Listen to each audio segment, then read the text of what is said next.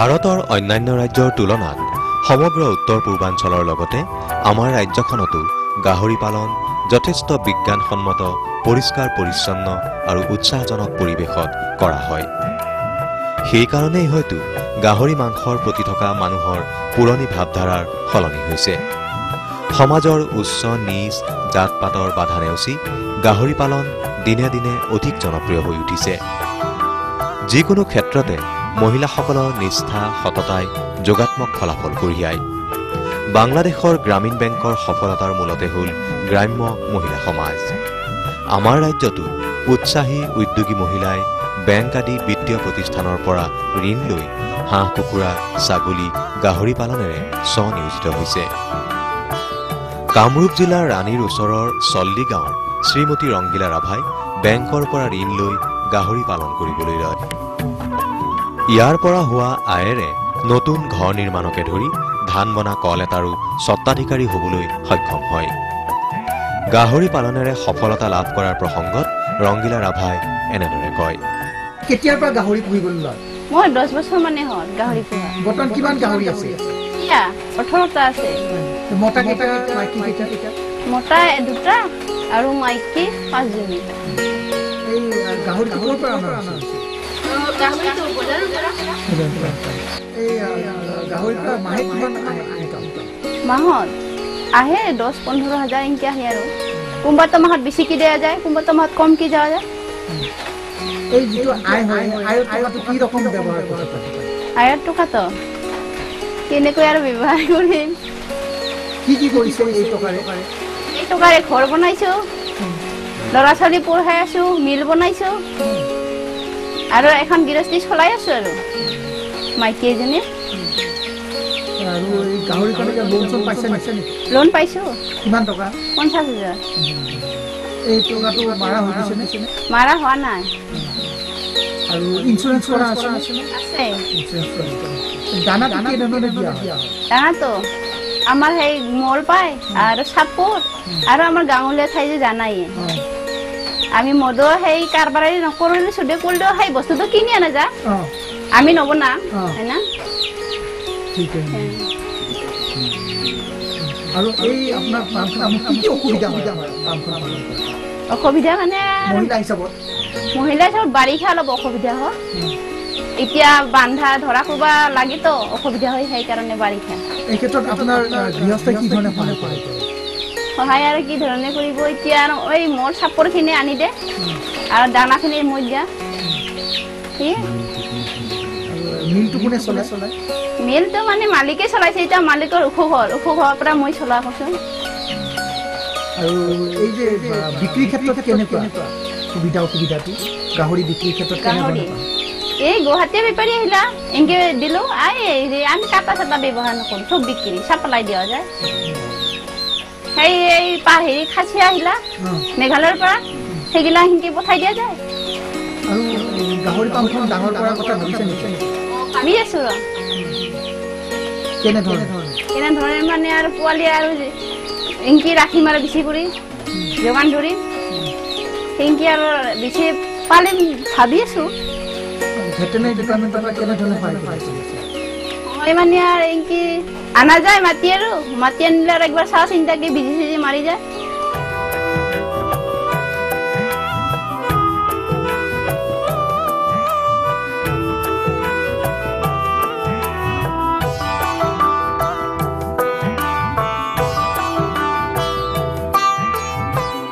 অসমৰ থলুৱা জাতৰ গাহৰিৰ উৎপাদন আৰু বৃদ্ধিৰ ক্ষমতা উন্নত জাতৰ গাহৰিতকৈ যথেষ্ট কম, কিন্তু এই জাতৰ ৰোগ প্ৰতিৰোধ ক্ষমতা স্থানীয় জলবায়ুৰ লগত খাপ খাব পৰা ক্ষমতা অধিক।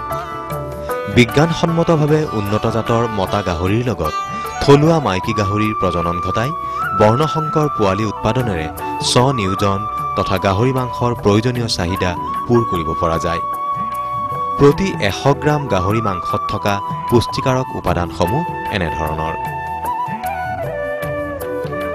পানী 57.2%, প্ৰটিন 17.1 গ্ৰাম, কাৰ্বহাইড্ৰেট 298 কেলৰি, চৰ্বি 24.8 গ্ৰাম, ফেটি এচিড 9.5 গ্ৰাম, কোলেষ্টেৰল 70 মিলিগ্ৰাম। খনিজ ধাতু কেলছিয়াম 10 মিলিগ্ৰাম, ফসফৰাছ 236 মিলিগ্ৰাম, লো 3 milligram, sodium 65 milligram, magnesium 27 milligram, vitamin thymine 0.54 milligram, riboflavin 0.23 milligram আৰু নিয়াচিন 0.46 মিলিগ্ৰাম। কামৰূপ জিলাৰ ৰাণী অঞ্চলত গাই গৰু, গাহৰি, ছাগলী, কুকুৰা আদি পোহাৰ উত্তম পৰিৱেশ আছে। বানপানী নোহোৱা পৰ্যাপ্ত বনৰীয়া ঘাঁহ থকা ৰাণীৰ সজ্জনপাৰা গাঁৱৰ নিৰ্মলা বড়োৱে স্বৰোজগাৰ আঁচনিৰ অধীনত বেংকৰ পৰা ঋণ লৈ আৰম্ভ কৰিছিল এখন গাহৰি পাম। নিৰ্মলা বড়োৰ গাহৰি পামৰ বৈশিষ্ট্য হৈছে গাহৰিৰ মল মূত্ৰ এক বন্ধ গাঁতত পেলাই দি স্বাস্থ্যসন্মত পৰিৱেশ দিব পাৰিছে। গাহৰি পামখনৰ প্ৰসংগত নিৰ্মলা বড়োৱে কয় এনেদৰে।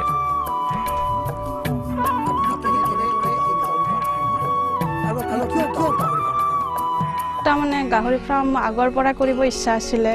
তাৰপিছত বহুত ভাবি মই তাৰমানে DICৰ পৰা এটা লোন এপ্লাই কৰিছিলোঁ।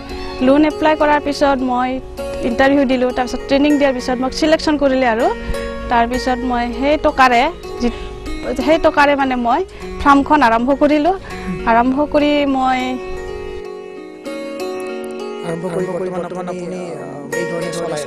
এই ধৰণে চলাই আছোঁ।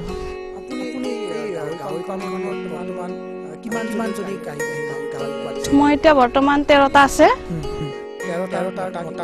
মতা এতিয়া আছে এটা, মতা আছে ডাঙৰ মতা এটা আৰু 4টা আছে।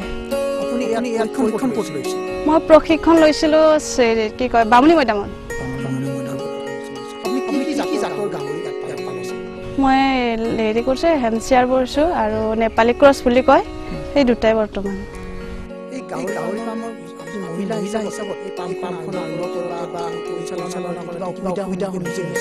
বৰ্তমানলৈকে অসুবিধা পোৱা নাই আৰু হয় চলাই আছো।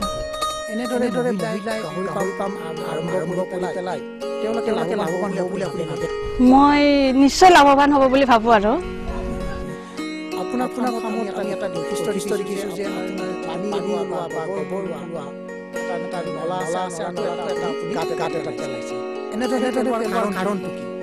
মই তাৰমানে এটা কুঁৱা খান্দি পেলাই তাত মানে নলা এটা কৰি দিছোঁ। মানে তাৰ গোবৰবিলাক কি হ'ব, সাৰ হ'ব আৰু মানে বাহিৰৰ মানুহবিলাক গন্ধ নাপাব বুলি সেই তেনেকুৱা কৰি দিছোঁ। অৰ্থাৎ এনেধৰণে কৰিলে ঘৰৰ কাষতো আপুনি গাহৰি ফাৰ্ম খুলিব পাৰে। হয় পাৰে। বৰ্তমানে আপোনাৰ কিমানজনী গাহৰি পোৱালি বিক্ৰী কৰিছে? হয় এতিয়া বৰ্তমান 2জনীহে পোৱালি বিক্ৰী কৰিছোঁ, মানে ডাঙৰ গাহৰি। এই দুটা কিমান টকা পায়? মই এনে 8,000 টকা পাইছোঁ।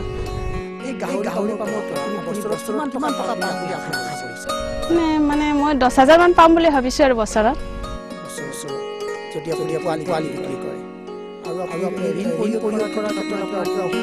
এতিয়া বৰ্তমান মই অসুবিধা পোৱা নাই, হয় দি আছোঁ।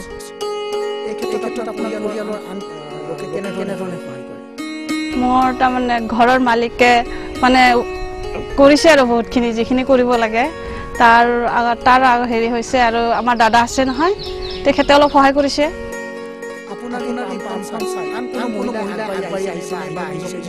এতিয়া বৰ্তমান বহুতখিনিয়ে গাঁৱৰ মহিলাবিলাকে গাহৰি পোহা দেখিছে আৰু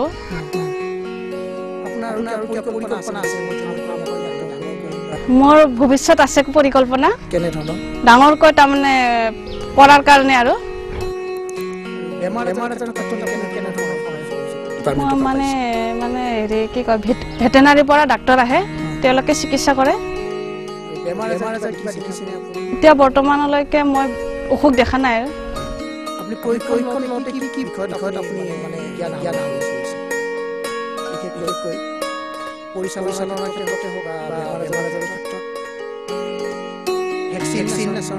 সেইবিলাক কৈছে ভেকচিন দিবৰ কাৰণে নিয়মীয়াকৈ।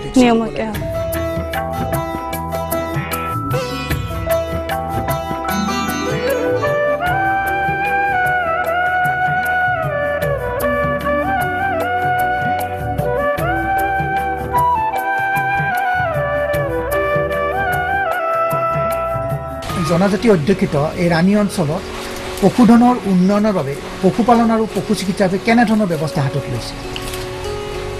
বৰ্তমান আমাৰ পশু চিকিৎসা আৰু আমাৰ পশুপালন বিভাগৰ তৰফৰ পৰা ৰাণী অঞ্চলটোত বিশেষকৈ ৰাণী অঞ্চলটো এটা জনজাতীয় প্ৰধান এলেকা ইয়াৰ যিখিনি জনসাধাৰণ বিশেষকৈ আমাৰ বড়ো আৰু ৰাভা মানুহখিনি আছে আৰু তেখেতসকলৰ বিশেষকৈ উমেন যিটো এণ্টাৰপ্ৰাইজত আমি বেছি গুৰুত্ব দিছোঁ আৰু তেখেতসকলক মোৰ ফালৰ পৰা বা আমাৰ ডিপাৰ্টমেণ্টৰ ফালৰ পৰা কিছুমান আমি আত্মসহায়ক গোট গঠন কৰি দিছোঁ আৰু প্ৰতিটো গোটকে আমি ব্ৰিডিং পাৰপাজত যাতে পোৱালি উৎপাদন কৰে আমি 4:1 অৰ্থাৎ 4টা বাইকী উন্নত জাতৰ গাহৰি আৰু এটা মতা আমি পোহাৰ ব্যৱস্থা কৰাইছোঁ আৰু অলৰেডি তেওঁলোকে ইয়াৰ পৰা যিটো পিগলেট যিটো উৎপাদন হয় সেইটো বজাৰত বিক্ৰী কৰি বৰ্তমান তেওঁলোকে আৰম্ভ কৰিছে অন্যান্য ক্ষেত্ৰত যেনে ছাগলী বা দুগ্ধ উন্নয়নৰ ক্ষেত্ৰত এতিয়া দুগ্ধ উন্নয়নৰ ক্ষেত্ৰত ৰাণী অঞ্চলত নতুনকৈ কিছু আমাৰ ডেকা ল'ৰা আগবাঢ়ি আহিছে তেওঁলোকে বিভিন্ন ট্ৰেইনিং আমি আমাৰ বিভাগৰ ফালৰ পৰা ট্ৰেইনিঙৰ ব্যৱস্থা কৰিছোঁ আৰু বেংকিং ছেক্টৰো আমাৰ state bank of India Mirza branch তেখেতসকলেও কিছু পৰিমাণে আগবাঢ়ি আহিছে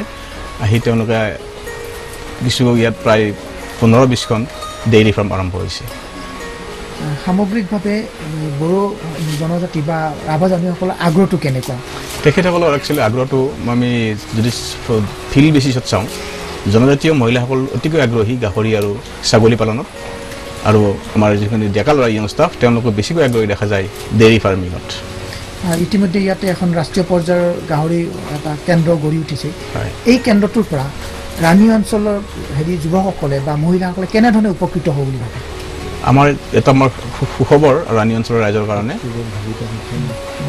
যে আমাৰ ৰাণী অঞ্চলতে এখন আমাৰ NRC অন পিক নেশ্যনেল মানে ৰিচাৰ্চ চেণ্টাৰ অন পিক স্থাপন হৈছে আৰু ইয়াত অলৰেডি তেওঁলোকে যথেষ্ট সংখ্যক উন্নত জাতৰ গাহৰি আনিছে আৰু তাৰ পৰা এতিয়া যিটো পিগলেট তেওঁলোকে মানে প্ৰডাকশ্যন হৈছে তেওঁলোকে লাহে লাহে এতিয়া এই যিটো জাতৰ পিগলেটবিলাক আমাৰ আত্মসহায়ক গোটৰ জৰিয়তে ডিষ্ট্ৰিবিউট কৰিব আৰু তেওঁলোকে ট্ৰেইনিঙৰ ব্যৱস্থা কৰিছে গাহৰিৰ বিষয়ত আৰু তেওঁলোকে অহা 2 বছৰৰ ভিতৰত আমাৰ গাহৰিৰ যিটো আৰ্টিফিচিয়েল ইনচিমিনেশ্যন আৰম্ভ কৰিব বুলি ক'ব পাইছোঁ ৰাণী অঞ্চলৰ আগ্ৰহী যুৱক যুৱতীসকলক কেনেধৰণে এক্সপ'জাৰ ভিজিটৰ ব্যৱস্থা অৰ্থাৎ অন্যান্য ক্ষেত্ৰত যিবোৰ অঞ্চল আগবঢ়া সেইবোৰ ক্ষেত্ৰত এক্সপ'জাৰ ভিজিটৰ ব্যৱস্থা লোৱা হৈছেনে আচ্ছা এই ক্ষেত্ৰত আমাৰ নতুনকৈ এই বছৰৰ পৰা আৰম্ভ হৈছে আমাৰ ৰাষ্ট্ৰীয় কৃষি বিকাশ যোজনাৰ অধীনত আমাৰ ৰাণী অঞ্চলৰ আমি যথেষ্ট সংখ্যক মহিলা আৰু পুৰুষ আমি চিলেকশ্যন কৰিছোঁ তেওঁলোকৰ আমি গাহৰি ছাগলী আৰু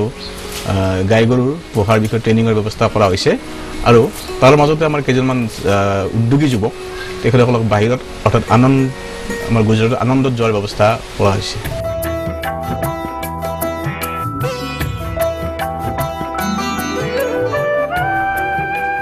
সামগ্ৰিকভাৱে গ্ৰাম্য অৰ্থনীতিৰ বিকাশত পশুপালনে এক গুৰুত্বপূৰ্ণ ভূমিকা পালন কৰি আহিছে কিন্তু মহিলাৰ অংশগ্ৰহণে এই পৰিৱেশ ত্বৰান্বিত কৰিব পাৰে বেংক পশুপালন বিভাগ আদিৰ সময় সাপেক্ষ সহযোগিতাৰে